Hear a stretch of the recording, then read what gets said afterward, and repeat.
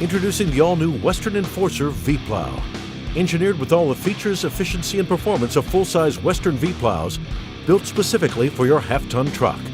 For more information, visit westernplows.com. Mike Bott from Frost Solutions, one of the owners of the company.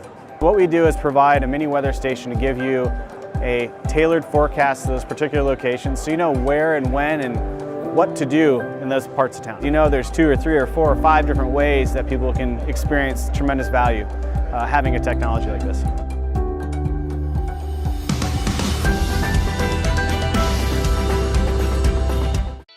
Welcome to the Entrepreneurial Journey with your host, Dave Westcott. The Entrepreneurial Journey is a weekly podcast that streams live every Tuesday at 9:15 a.m. Pacific on Dave's YouTube channel and LinkedIn profile. Now here's Dave with this week's episode.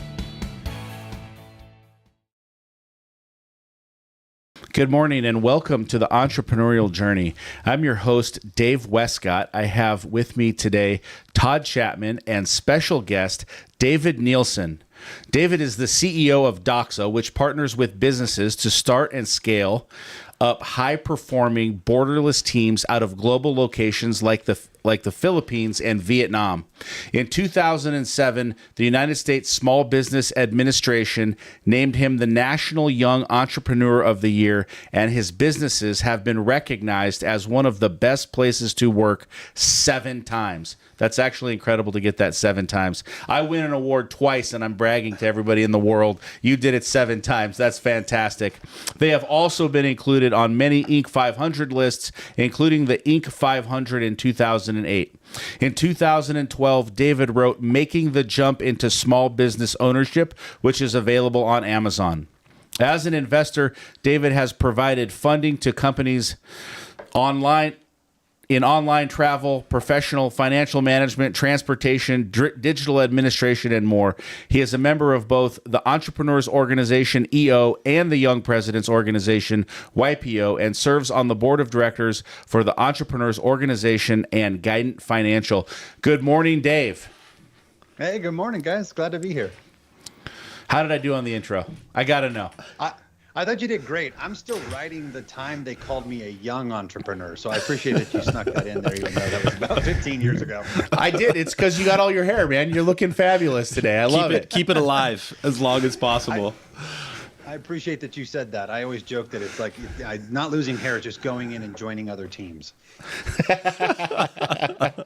Oh, that's good stuff. So you're on the call today. This is going to be a fantastic call. I'm super excited for this, and really, I'm super excited about DOXA and building a borderless team. This has been an instrumental piece of our business, offshoring and working with your team. And I thought for our listeners today, what a privilege it would be to speak with you and really listen to your heart about DOXA and how that really empowers entrepreneurs and how it really helps them take their business to the next level. Can you talk to us a little bit about what the inspiration in starting DOXA was? Yeah, well, you bet. So one thing that you mentioned is that I'm on the board of a company called Guidant Financial, and actually in 2003 I helped to co-found that, and I've served as CEO there for 18 years before starting DOXA. We were in Seattle, and at the time Seattle was dealing with a lot of the issues that people are dealing with today. Seattle is actually a very small city in the grand scheme of things. There's less than 1 million people in the city itself, and yet we've got mega employers like Amazon and Microsoft and Costco and Boeing and all sorts of startups and other large employers. And so we were struggling with finding the right talent, retaining the right talent, affording the right talent, in 2015 and beyond. So the things that we complain about today around talent scarcity have existed in Seattle for a long period of time. So, I remember this moment where we realized, hey, look, we're having to pay more for people who are moving further out. So it's the cost to us was increasing. The burden on our team was increasing. We started looking at, what are ways that we could sort of deal with this particular issue. And we chose outsourcing as one of those options. And I remember we partnered with an organization at the time who was helping people to build teams in the Philippines. And I just didn't like the experience. What we found is that people weren't actually paid very well. The system was built to thrive on the backs of workers in third world countries. The technology was outdated. The sort of way that they thought about security was almost irrelevant. We didn't know at the time, because we were a fully centralized organization, how to actually work with and manage people in a remote environment, forget whether it was offshore or not. And that support was not there. And ultimately, we just saw so many issues with that particular system. So we started building processes on top of that. How do we think about using assessments to find the right people? How do we think about onboarding and training and developing our leaders to work with remote team members?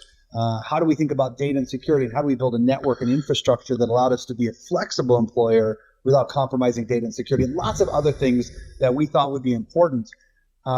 Long story short, I kept going back to the Philippines, and an old friend of mine who I'd meet with when I was out there would say, why don't you guys start your own business? You're doing this so differently than the rest of the industry. And I kept pushing off, saying, no, I'm focused on building this other organization. And then when the pandemic hit and everybody was forced to move into a remote world, either temporarily or permanently, and the world sort of got flat, we realized, one, we're globally connected. Two, we can work and be productive and highly productive in a remote environment. And this trend of going remote accelerated. I realized at that point that this was going to be a capability that a lot of businesses were going to have to develop in order to be successful. And we thought there was a way to do it in a socially conscious way that allowed not only us as a business to build something sustainable and interesting, but our clients to derive great value, and for the team members that we work with to also win in that equation. So that's why we started DOXA. And sort of I guess that's the Cliff Notes version. No, that's an awesome story. So what I'm hearing you say is you had a need in your own business operations, and you took that need and you were looking to make that change, and you went overseas, and the experience wasn't everything that you thought that it could be. And so you said, listen, we can do this better. Yeah. And therefore DOXA was born. That's right. Yeah, I think for a lot of people, at least for me, I wanted to, this was sort of an accidental business from the standpoint of we had our own acute business need. We solved it. We figured out a way to do it that we thought was better and that would resonate with entrepreneurs like myself. And we decided at that point to take it to market. And the whole goal for us is to lift up communities as a result of the work that we're doing. So when I say communities, that could be the business like yours, your community. It's the community of workers that we participate with and the communities they live in, and then our own business community as well. But for us, we believe we're a purpose with a business versus a business with a purpose. I love that. That's awesome. When you speak about business with a purpose, one of the cool things that you've got going on now is you've got DOXACon, right? Yeah. And this kicks off here in a month. Next month. Right? January, something like that. And DOXACon is the big get together. Well, I'll let you explain it. Share us a little about DOXACon, because Todd's going to go to DOXACon this year, so he's going to be present. But share a little bit with us about what DOXACon is. Yeah, so I'll go back to my story. Building my own offshore capability years ago, I realized pretty quickly that the workers themselves, one of the things I heard in a one-on-one that I had with one of our team members at the time was, one, they had never had a conversation with the CEO of any business they had served previously. So that was interesting to me. The second was I started going out every 6 months to go visit our team, because we wanted them to be connected to us as an organization and understand us as a business, but also be connected as people, because with that connective tissue is really important for retention purposes. And I found it interesting that the entire team that we worked with had never had that experience. And so that just became a regular part of our business. When we started DOXA, one of the things that's really important to us is culture. And we think about culture in terms of connection. So it's connection to our purpose, connection to our leaders, and connection to our team, and connection to our clients. And so, one of the ideas that came out of our early work in terms of culture was, why don't we take the experiences that I had in terms of, going to meet with our offshore teams and build an experience that would invite our clients in to be part of this community collectively, where we have a day of learning so that we're investing in the growth of the members of that entire community, where we're giving back to the communities that we're building, where we've got workforces. And the third is where we get a chance to celebrate and just enjoy a year of success together. So we built this really great experience around it. Last year was our first. Our second one is happening in January. And, the feedback from the first one was just outstanding. I think the team members that we had felt very connected to their clients. The clients felt more connected to our purpose. And as a result of that, it's been a really exciting sort of next iteration of the business. That's awesome. How do you guys pull off 3 days of event? Or you just do it? Well, I mean, look. Yeah, we just do it, man. Look, first of all, I would say this. So you mentioned in the introduction that I've been a member of the global board of directors for EO. Prior to that, I was actually the global learning chair for EO, and we were curating 2 and 3 and 5 day events all over the world. So I've got a little bit of experience leveraging teams to help produce this type of work. Also, as a member of YPO in the past and EO today, I've had a chance to attend a lot of these. And so, you start to glean the best practices, the things that you like. You talk to your team and say, what would you value? And just sort of throw it into a pressure cooker and comes out with something like a DOXA. And the first one, I would say, it exceeded all expectations, but it wasn't perfect. And so this next iteration will be even better, and we're excited for that. But we've got a great team on the ground. We've got some event planners that we're working with, and we've got a lot of stakeholders inside the business that have a vested interest in making sure that this goes really, really well. Awesome. I love that. So why offshore? What's the benefit? What am I getting? What am I getting here? Well, let me talk about it from a problem standpoint, right? So, because whether you're offshoring now or not, that just depends on where your business is. But some of the things that I like to share, this issue of talent scarcity. Okay, talent scarcity is something that people have talked about a lot since the pandemic. But the reality is it's been an issue and a growing trend for a long period of time. If you go back to 2010, only about 30% of business owners said, it was hard to find the right talent. Today, it's 77%.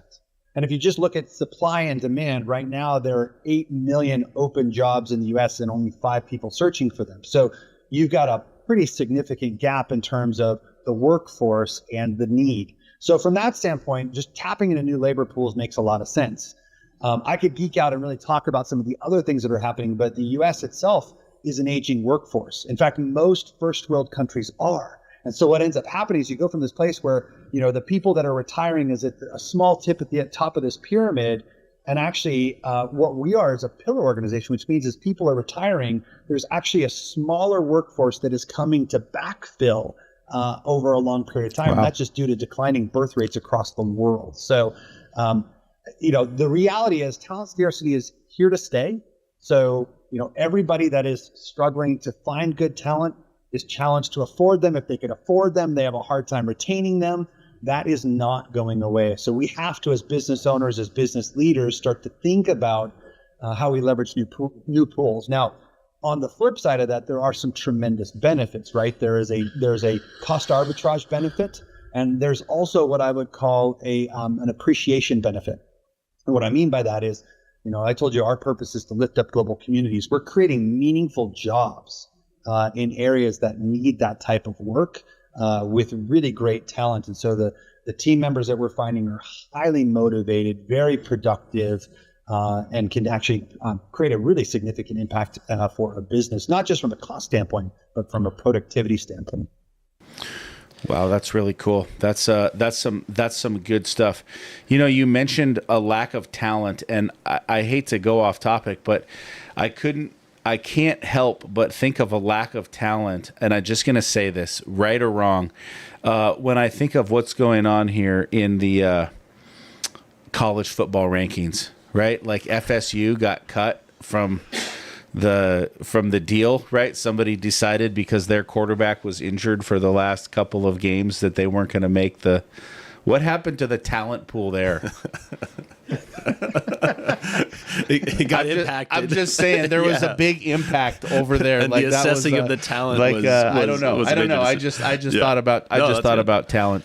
That it's happening everywhere, Dave. It's happening. I mean, it somehow crept into college sports. It crosses over everywhere. It got into college sports. Nobody is immune to the impact of the talent scarcity. I'm gonna make I'm gonna send them a note and say, get hooked up with DOXA for your voting. Maybe the committee needs to be offshored and outsourced. We need to outsource. I'm good with outsourcing the committee. I think that was awesome. So So you are a young entrepreneur award winner of the year, National Young Entrepreneur Award winner of the year. That's a pretty cool. That's a pretty cool win. How did that come to play? How did that happen? Well, now that I'm not a young entrepreneur, I can't really remember the exact story. Well, that's what I was going to say, David. How does it feel to continue to be a young entrepreneur award winner and promoted that way? I would like to say It's like the 15th anniversary of my 30th birthday. I would say I can't remember the exact reasons around it, but I remember the Small Business Administration, the SBA, recognizes entrepreneurs in different regions and categories and what have you. And my business partner, Jeremy Ames at Guidant Financial, and I were nominated at some point for one of those awards.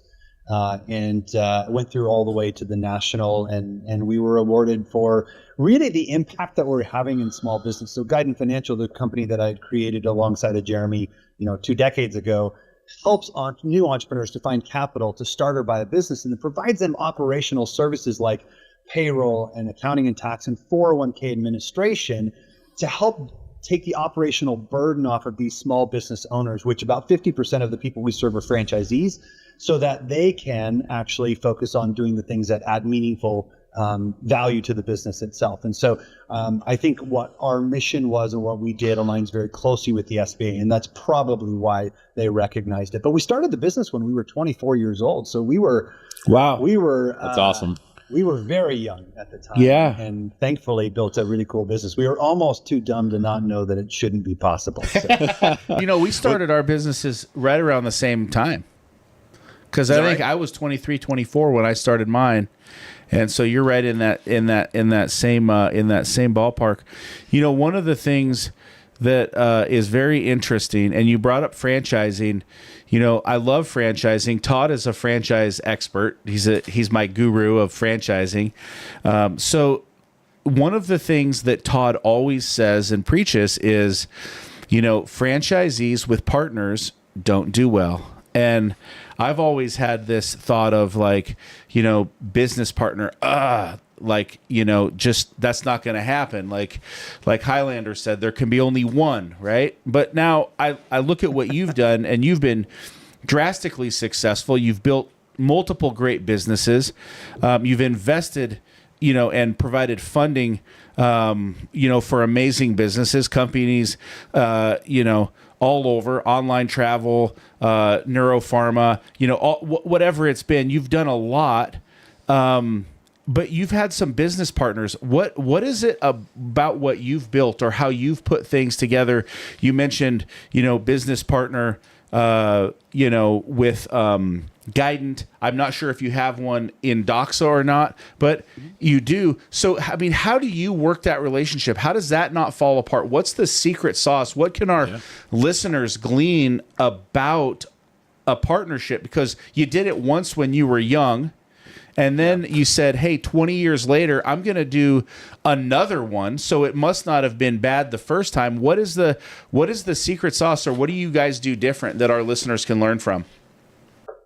Yeah. So look, I don't want to be too predictable here, but one of the things I would just start with is I think values really matter, right? So one thing I'll just note is that I'm an extremely social character. For me, I have much more fun in team sports than I do one-on-one. So I just, I grew up playing basketball. For me, that team sport is a place where that camaraderie is built, where you all jump in together, even though there may be a team captain or a coach, right? I enjoy the idea of accomplishing things together. So for me, as a social creature, partnerships actually really work well. Now, I'm not saying that they're for everyone. In fact, it's funny. In my experience, I've seen more partnerships dissolve than succeed. In fact, I think it's a significant gap.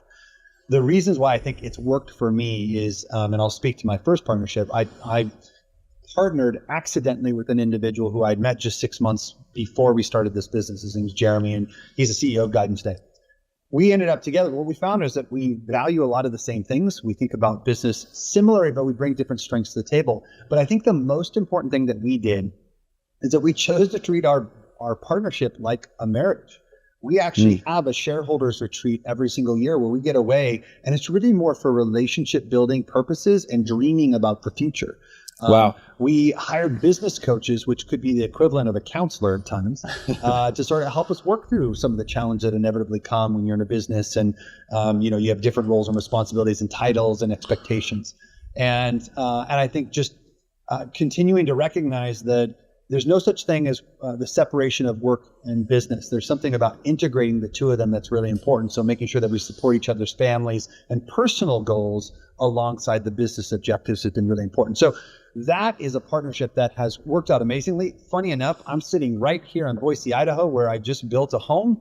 There's one house in between me and Jeremy. Like, we couldn't get enough out of business, so we built homes close to each other. That's awesome. I mean, you talk about like best friends, business partners. Like, I care about his kids, like he cares about mine. Like, it's just that integration has really worked for us. Now, you fast forward to DOXA. When we started DOXA, there's actually 5 co-founders in the business. So Wow. From that standpoint, there's 5 of us that said, you know what, this is going to be a big opportunity. We have a shared vision, shared values. This is a purpose we care about. And we all jumped in and said, we're gonna build this business together. It is more complex with 5 versus 2, so I'll give it that. But actually, we've taken a similar model in that it is about making sure that we develop great relationships, that we have our own clear areas of ownership and accountability, but that we're moving towards the same thing, and that it's important that we have both that personal and professional connection. So for me, that blueprint has worked out really well. But again, I'm a very social person. If someone isn't, or has a little bit harder time sort of trusting and so on and so forth, I think that's an environment where partnerships can become very challenging and even corrosive at times. I love that, because I think the experience, at least in mine, and I wouldn't say every, but I would say, I mean, the gap is pretty large on those that don't work out. And I think the keys that you mentioned, one is values shared. Totally. Expectations, I think, and compatibility of bringing a little bit different skill sets into the partnership, right? And then I think what's cool about you and Jeremy is the fact that you guys were so young, and you kind of grew up entrepreneurially as partnership, which is even a cooler story, obviously there. But and obviously the success is transferred over. What is there anything you learned from that first partnership that you've maybe can share with our listeners that you took into DOXA and these other partnerships that maybe you do a little differently? And if Jeremy listens to this, I mean, I'm sure you guys are open books, but it'd be great to hear, what maybe you learned, lessons you learned from that. Yeah, I think so. I'm not sure I would do anything differently, right? Like, I'm a big fan of looking forward versus backwards. But I think there were a lot of things that we learned in that experience that, maybe somebody could shortcut as a result of hearing this. The first is that we tried to do what I would call the 2-headed monster. Co-CEOs. When we first started the business, we were co-CEOs. And it's interesting, and I think that's just as a result of people not wanting to have a tough conversation to say, which one of us is really wired naturally to do this specific role. And so a lot of the business challenges that we had at the very beginning were that we couldn't scale fast enough because we always had to be in the same room together. So I think from that standpoint, I would say, look, having a board, having sort of, even if it's informal, an advisory group or a coach or someone to sort of help you manage some of those difficult conversations that new partners want to avoid because they want harmony in that partnership from the very beginning, is probably the thing that I would put first. The other thing is, I think, this is, I don't know if you guys have ever read the book Principles by Ray Dalio, but it's one of my favorite books because I think a lot of times we talk about values, and values are extremely important, but values are only as effective as people being able to understand, how do I live these? How do I put them to work every single day? And so we used to talk about values, but we had a hard time really saying, but what does that mean in terms of how we live and behave on a daily basis? So for example, we ended up building a list of principles that support the values that we had. So things like putting people first, or fostering relationships that lift up the communities that we're working with, or building relationships based on mutual trust. And that could be for how we interact with our clients, how we interact with our team, how we interact with our shareholders or stakeholders. So I think for us, defining values and then the principles that help us understand how do we live those values was really important as well. That's great. Love that. I love that too. So you're a member of several organizations, EO, I love EO, great organization, YPO. As an entrepreneur, how important have these organizations been in your growth, and really what is the benefit of being a member? Like for the young entrepreneur growing up, or the guy who looks at you and says, "Man, I want to win the National Young Entrepreneur of the Year award." Like, what have these organizations meant to you? Well, so I'll just clarify, I have been a member of YPO in the past, but when EO asked me to join the global board of directors, that was just too big of a commitment to be able to do all these things simultaneously. So today I'm an EO member, but I love YPO and I think it's great. I think the peer-to-peer networks is what you're asking about. And I think, when I first joined, I was 25 years old, I think. And I was excited to join because at the time I was a young entrepreneur. We started our business, and within 3 years we were an Inc. 500 company, or 4 years we were an Inc. 500 company, over 100 employees. We were growing really fast. And to be totally frank, I was making things up as I went because I had no idea what I was doing, and I was trying to hold it together just to survive. Right? Like, it was exciting times, but I joined EO because I wanted to be a better entrepreneur. It was really a pure business case. If you fast forward today, I've been with the organization now for 18 plus years. It's less about being a better business person and more about helping me be just a better person. And I stay in it because I'm connected to this community of, tens of thousands of entrepreneurs across the world who are all willing to sort of share and invest in each other. So if I look back on the last 2 decades, the greatest source of my personal and professional development has come from being a part of these peer-to-peer organizations. And my hope is that I've given as much to that organization as it's given to me, because I do believe that's the value in that, is that, we as members are there to help support each other in our growth and our own personal evolution. Yeah. If everyone brings that mindset, then adds a ton of value. It's true. I believe these organizations are game-changing myself. I believe if you're an entrepreneur, get in, get connected, peer-to-peer relationships, absolutely incredible. Kind of back to the partnership program, having a partner. How for our listeners out there today, how do you go about solving a disagreement when something comes up and there is a wall between the two of you, or there is something come up that's caused some divide? You're a social creature. You've mentioned some people aren't. They're introverted. They have a hard time communicating. They can shut down. For those who have partnerships out there today, when they're in that disagreement phase or in that part of it's just going sideways, what would it be a tip or a piece of advice that you'd give to that listener? Yeah. Well, I'll give you one sort of tongue in cheek, but I actually mean it. If I was giving someone advice, I would say don't do equal partnerships. And I actually mean this. And Jeremy and I are equal partners, but it's worked out great. We've always had a board that we treated as if they had the ability to fire us, even though we've been the controlling shareholders that can't technically fire us. We treated them as such. And we had business coaches also to sort of help us navigate complex environments, whether they were between the two of us or just with business issues in general. So I think I would say 2 things. One is always have an advisory group, whether it's formal or informal, to sort of help you with those things. The second is I just wouldn't do equal partnerships. I think at the end of the day, somebody has to be able to make the decision. Now, we never really got to a place in our business where, we defined our roles clear enough to be able to do that absent of changing the shareholder dynamics. But I think that's a unique situation. And I think as a rule of thumb, I would personally not suggest anyone do equal partnerships anymore. So for me personally, if I was going to go into a partnership and I'm actually acting in the business, I would need to be a majority. I need to have controlling authority. How's that? Yeah, I love that. I feel the same way. Maybe it's the control freak within me. I don't really know. But I got one final question as we bring this thing in for a landing. When should a company start considering going borderless? When does DOXA make sense in their staffing approach? Yeah, well, look, I believe that the world is shifting at a very, very quick pace. So, one, from a technological standpoint, I believe in 5 years, there's going to be companies that embraced AI and very few others. I think from the standpoint of labor, there's a lot of people I talk to that say, hey, look, I don't want to move jobs offshore. I want to be, always onshore. And I appreciate the perspective behind that, but the reality is we are a globally connected world. The reality is that talent scarcity is here to stay. And there are just certain industries where it is imperative for people to consider an offshore talent strategy. For me personally, I would say now is the right time. If you're not already doing it or already thinking about it, you're already behind the game.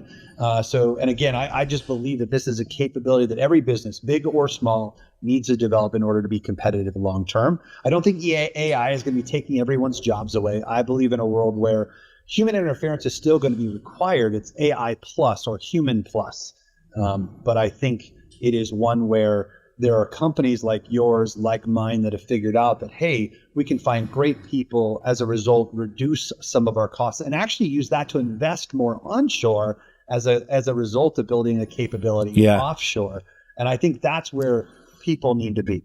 And just to piggyback on that, I think for the average entrepreneur, small business owner, they think in the past, and this is my experience too, is you use offshore for some cold calling, or they just kind of profile that, right? What would you say to entrepreneurs or business owners that to kind of eliminate that? Because our experience with DOXA is, man, there's smart, educated people that go beyond just a cold call rep or a customer service agent. And there's smart, educated people in places like in departments like accounting. So what would you say to someone who's kind of have that wall up or obstacle in their mind?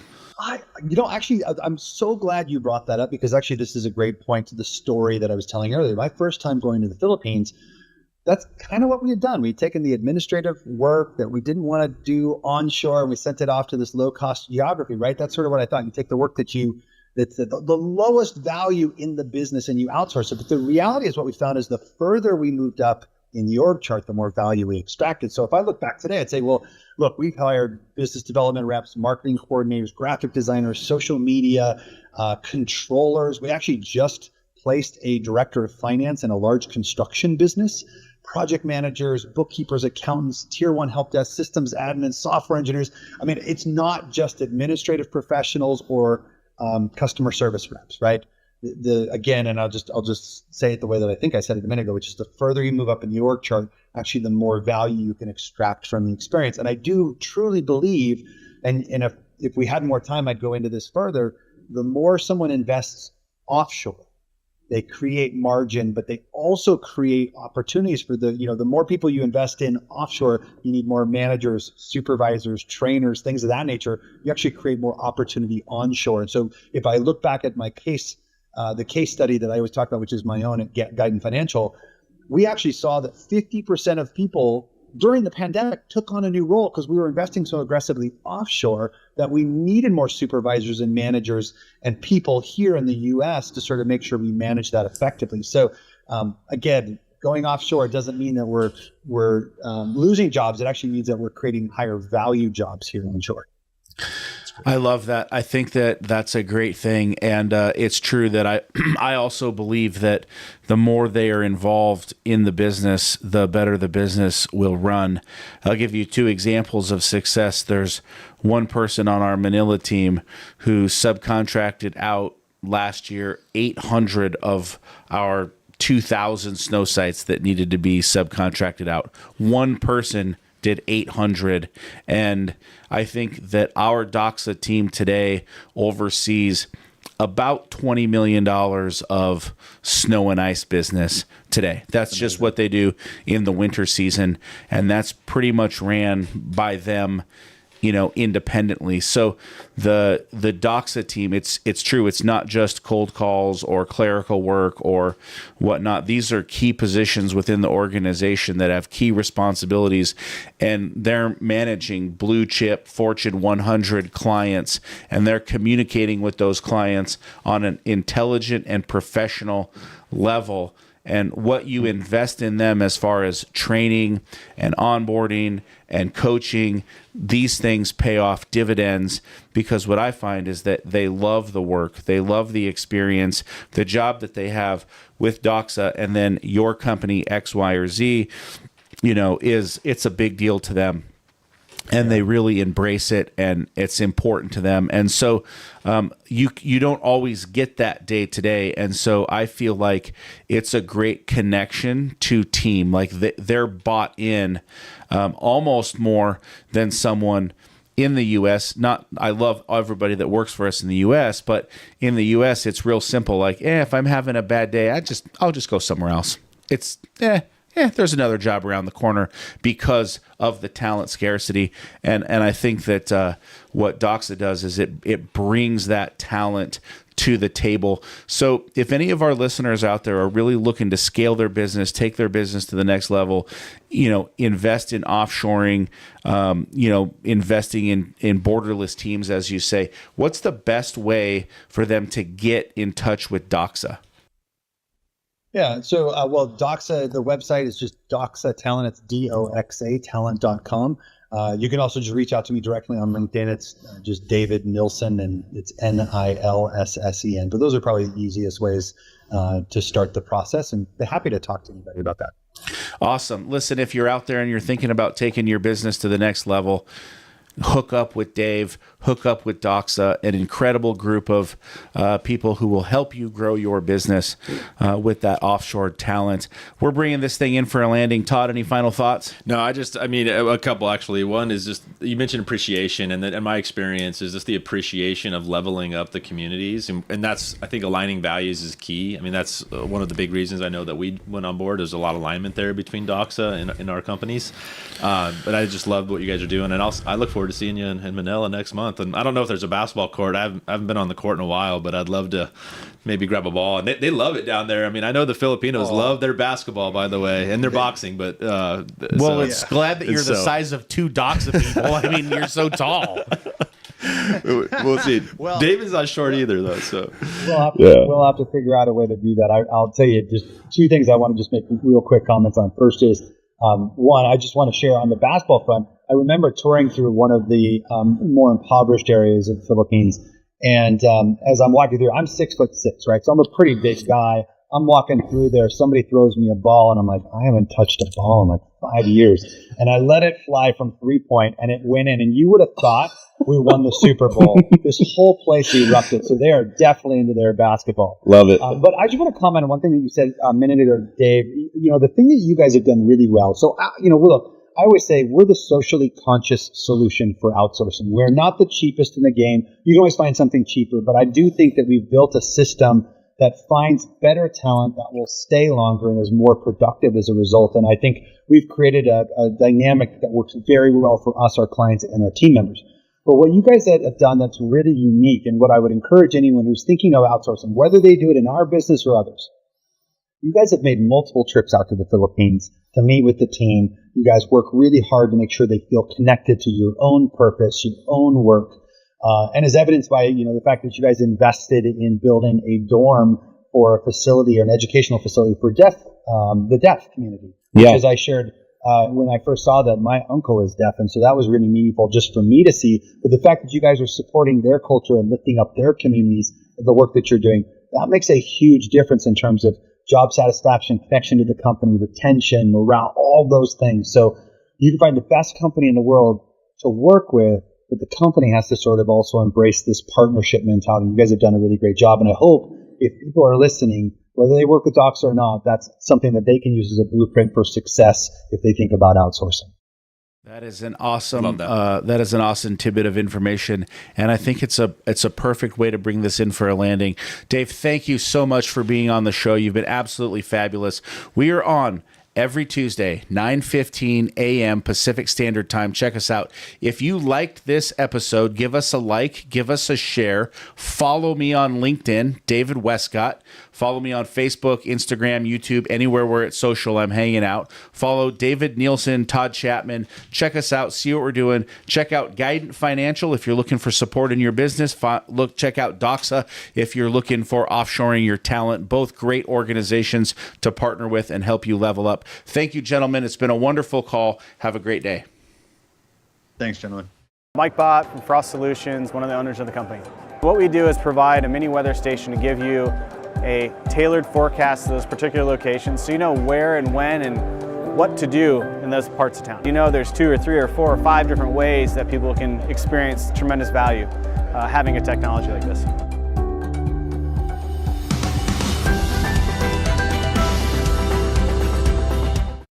Introducing the all-new Western Enforcer V-Plow. Engineered with all the features, efficiency, and performance of full-size Western V-Plows, built specifically for your half-ton truck. For more information, visit westernplows.com.